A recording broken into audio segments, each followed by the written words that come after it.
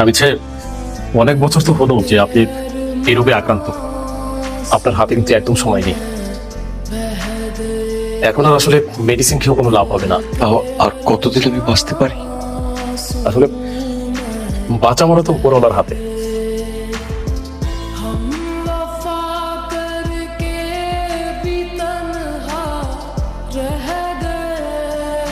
বনলতা, মা বনলতা, দরজাটা খোল মা। বনলতা, আঙ্কেল কোনো সমস্যা? তুমি কে? আমি আবির, উপরতলাতে নতুন ভাড়া এসেছি। হ্যাঁ, ভেতরে আমার মেয়ে আছে, কিন্তু দরজা খুলছে না। না জানি কি বিপদে পড়েছে সে। মা, আচ্ছা আমি দেখছি।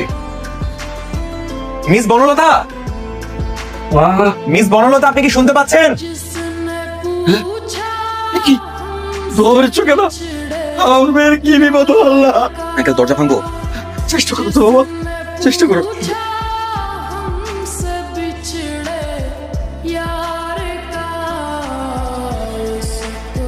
আঙ্কেল, কেন তুমি রান্না করে গিয়েছিলে? ক্ষুধা ক্ষুধা ক্ষুধা ক্ষুধা লেগেছিল না? তো এগুলো কি আমি যে তোমার হাতের কাছে রেখে গেছি? এই যে এগুলো কি? এই যে বিস্কিট, এই যে মুড়ি। এগুলা খাবে না, মুড়ি খাবে না, ভাত ভাত ভাত খাবে? আমি কি বলছি ভাত দেবো না তোমাকে? তুমি এগুলো খেতে, আমি এসে ভাত রান্না করে খাওয়াতাম। কেন তুমি রান্না করে যাবে? আমি আর তোমাকে বাসায় রাখবো না, অটিজম ফাউন্ডেশন দিয়ে চলে আসবো।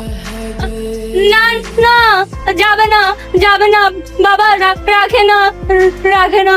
যাবে? আমি তোমার বাবা না, আমি তোমাকে রেখে আসবো। আমরা এখন যেখানে যাচ্ছি সেখানে লক্ষ্মী মেয়ের মতো থাকবে।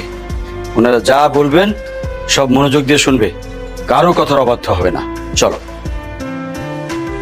যাব না, যেতে হবেই। না আমি যাব না। যেতে যে হবেই তোমাকে। বনলতা কেমন আছো? বাইরের মানুষ দেখলেও একটু ভয় পায়। ও আঙ্কেল, আমার অফিস তো মতিঝিলে, চলে আসুন, আপনাদের দুজনকে নামিয়ে দিচ্ছি। না না বাবা, সমস্যা নেই, তুমি যাও। আঙ্কেল না করবেন না, আমাদের পথ তো একই দিকে, নামিয়ে দিচ্ছি আপনাদেরকে। আচ্ছা ঠিক আছে, চল মা।